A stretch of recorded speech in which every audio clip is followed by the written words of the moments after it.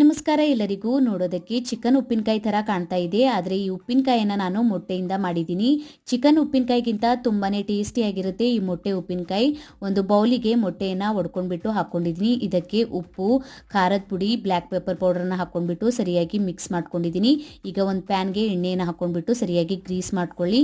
ಈ ಮೊಟ್ಟೆಯನ್ನು ಹಾಕ್ಕೊಂಡ್ಬಿಟ್ಟು ಹಬೆಯಲ್ಲಿ ನಾವು ಬೇಯಿಸ್ಕೊಳ್ಬೇಕು. ಕೆಳಗಡೆ ನೀರನ್ನು ಇಟ್ಕೊಂಡ್ಬಿಟ್ಟು ಇದನ್ನು ಬೇಯಿಸ್ಕೊಳ್ಳಿ. ಈ ಥರ ಚಾಕುವನ್ನು ಚುಚ್ಚಿ ನೋಡಿದಾಗ ಕ್ಲೀನಾಗಿ ಬರಬೇಕು, ಅಂದರೆ ಮೊಟ್ಟೆ ಸರಿಯಾಗಿ ಬೆಂದಿದೆ.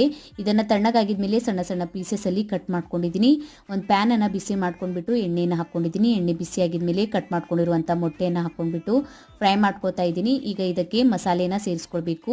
ಅರಿಶಿಣದ ಪುಡಿಯನ್ನು ಹಾಕ್ಕೊಂಡಿದ್ದೀನಿ, ಖಾರದ ಪುಡಿ, ರುಚಿಗೆ ತಕ್ಕಷ್ಟು ಉಪ್ಪು, ಧನಿಯಾ ಪೌಡರ್, ಗರಂ ಮಸಾಲಾನ ಹಾಕ್ಕೊಂಡ್ಬಿಟ್ಟು ಸರಿಯಾಗಿ ಮಿಕ್ಸ್ ಮಾಡ್ಕೊಂಡಿದ್ದೀನಿ. ಫುಲ್ ಡೀಟೇಲ್ ವಿಡಿಯೋನ ಯೂಟ್ಯೂಬ್ ಚಾನಲಲ್ಲಿ ಅಪ್ಲೋಡ್ ಮಾಡಿದ್ದೀನಿ, ನೀವು ಹೋಗಿ ನೋಡ್ಕೊಳ್ಬಹುದು. ಇನ್ಸ್ಟಾಗ್ರಾಮ್, ಫೇಸ್ಬುಕ್ಕಿಗೂ ಫಾಲೋ ಮಾಡ್ಕೊಳ್ಳಿ. ವಿಡಿಯೋ ಇಷ್ಟ ಆಗಿತ್ತಂದ್ರೆ ಲೈಕ್, ಶೇರ್, ಕಮೆಂಟ್ ಮಾಡಿ. Thank you.